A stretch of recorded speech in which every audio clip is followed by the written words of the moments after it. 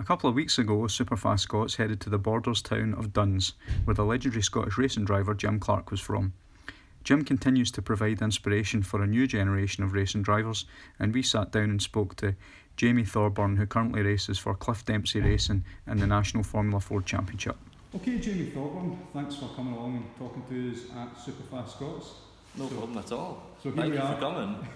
No problem. Here we are in Duns. It's a very special day. So it's the 50th anniversary, unfortunately, of the passing of Jim Clark. But this is your hometown, yeah. And you've got a link with the Border Reivers, as we can see behind you. So what's that like, having that sort of connection?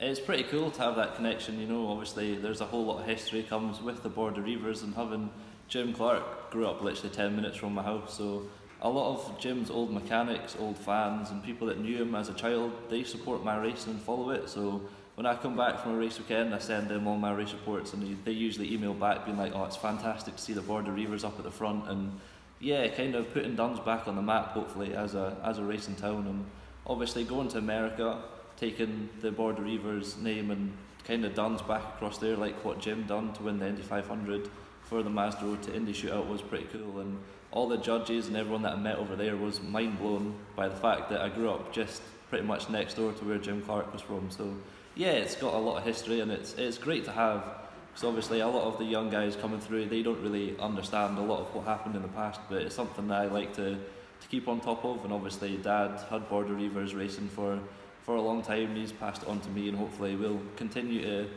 to do it, and then hopefully keep on passing it down the generations, and yeah, see where it ends up. Fantastic. So today I've learned a lot about Jim Clark, and obviously he was a demon behind the wheel, but he was quite a kind of shy, retiring sort of guy. So what about you personally? What are you like? Kind of the same, to be honest. Yeah. Yeah.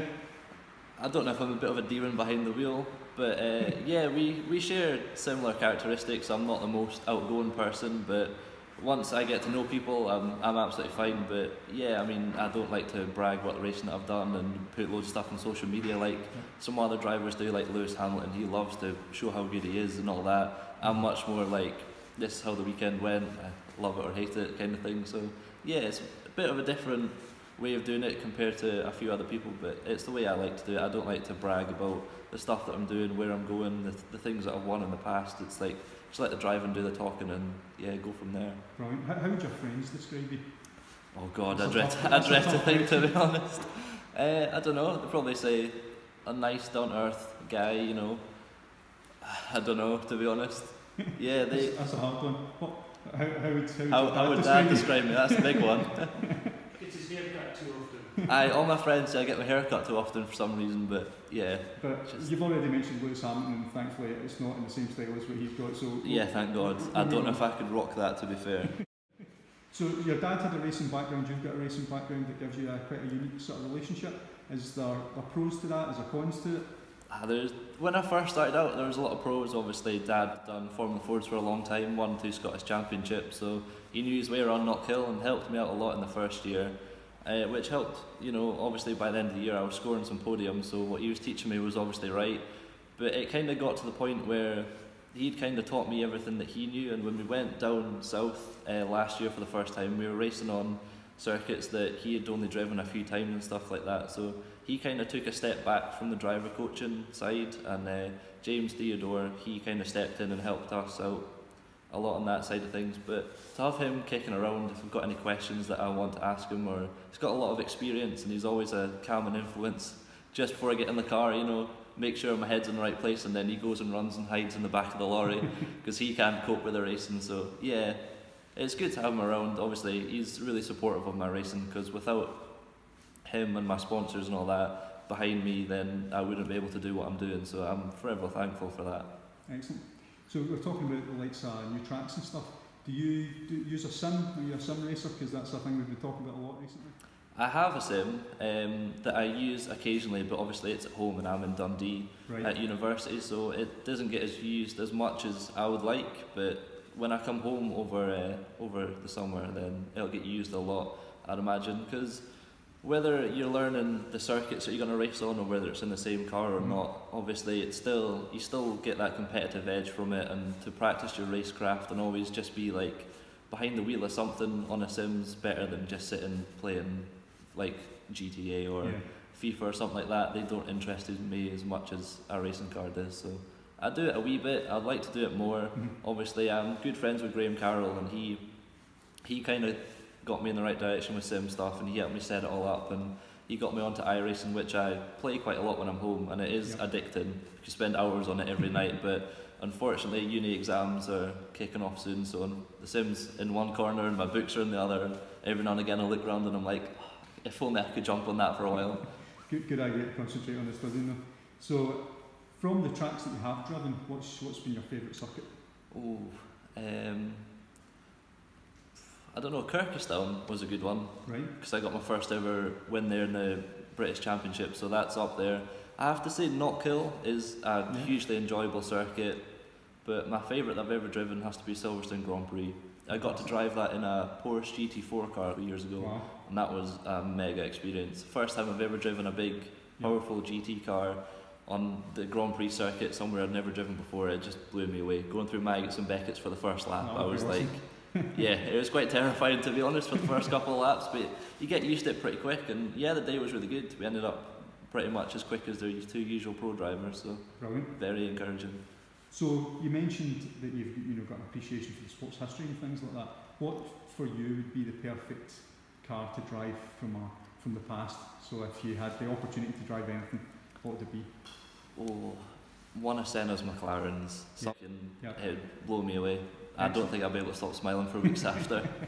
What track would you like to drive that on if you could?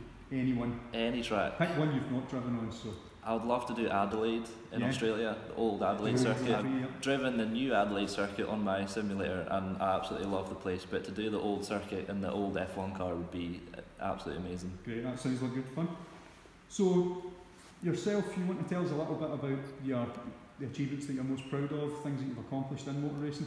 The road to Indy was probably one of my biggest ones, winning the James Beckett shootout to go across America and take part in the Mazda Road to Indy. That was pretty big day to be honest, and yeah, that was probably one of my best experiences, going over there, meeting all the people and the teams and stuff like that, and make a lot of good connections. We've been in contact with them ever since, and they're keen for me to go across and do some testing in the summer or at the back end of the year, but try to squeeze that in around obviously university and racing over here too is difficult. And last year finishing 4th in the British National Championship was pretty good.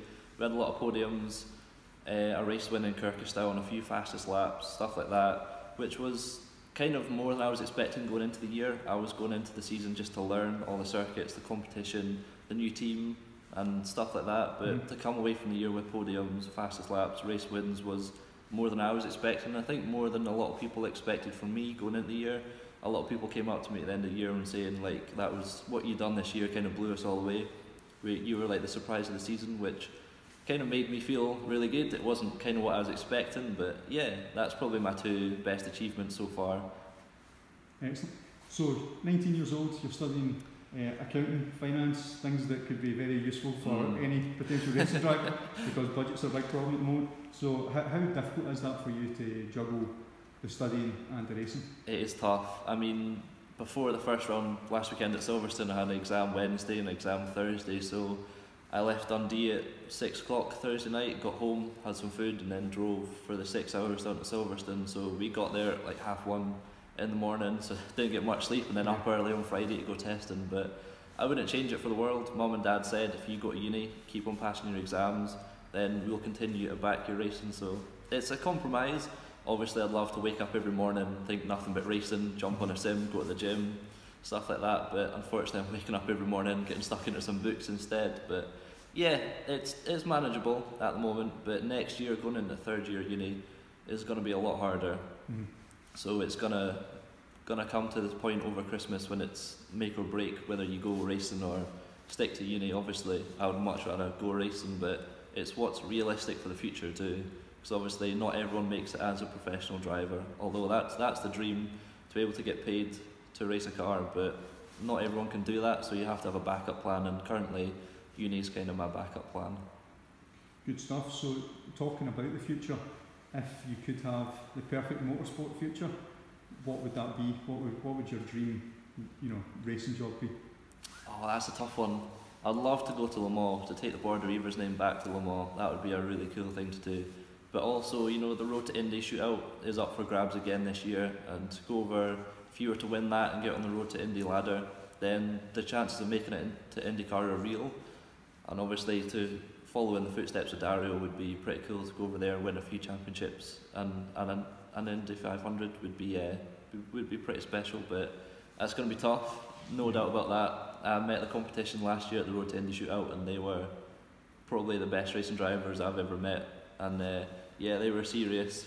They were very, very good. So we held our own against them, but unfortunately it just wasn't meant to be. But we got another chance this year to go and do that. But if that doesn't work, obviously GT racing's pretty much the only way forward, because we don't have a big enough budget to go single-seater racing, because that's like 300,000, 400,000 for a season, and no one can afford that unless you're very lucky to have very rich parents or very lucky with sponsors. And I mean, our sponsors help us out as much as we can, but the difference between doing a season of Formula 4s and a season of F3 is like 4 or 5 times as much, which is just too much to ask for anyone. Yeah, I think everybody seems to be feeling the pinch at the moment as well, because yeah. budgets and even some of the events we've had, so we talked about it in the last interview that we did as well. So Ignition, you know, a big event last year, it looks like it's not going to go ahead this year, which is a big pity. Yeah, I'd done that the first year actually. First year it ran, I was there doing that, which was a cool experience to meet so many people who were so enthusiastic about racing, and kind of let them sit in the car and get a real feel for it, and invite them up to Knockhill and try to get as many people involved as possible. But obviously not everyone can afford to do it, so yeah, if only it would cost 20p to do a whole season, it'd make everyone's life much easier. But yeah, you just got to be thankful for the opportunities you have and take them with both hands. Excellent. So Indianapolis, I was there for the 2016, the 100th running of the Indy 500. They have got such a passion for Scottish racing drivers, and obviously what Jim achieved and Dario, so that would be incredible to see you over there and racing in IndyCar. It would be something pretty special, that's for sure. I've never been actually to Indianapolis or anything. I went to Long Beach in 2000 and... when did we go? A while ago. 2012. Right. So that was back when I was 12, I think. So yeah, we went across, we got invited out by Dario to go for the weekend, and we got to go into the pits paddock and see the car and stuff like that, and that really blew me away, seeing all that. And obviously Long Beach is a cool place to go. Stay in LA for a few days too, that was pretty cool.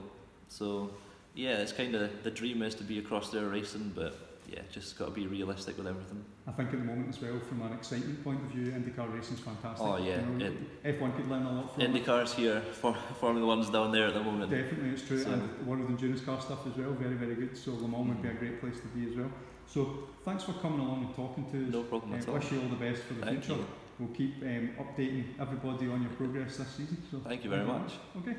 Thanks for watching the video. If you'd like to know more about Jamie Thorburn, please click the attached links.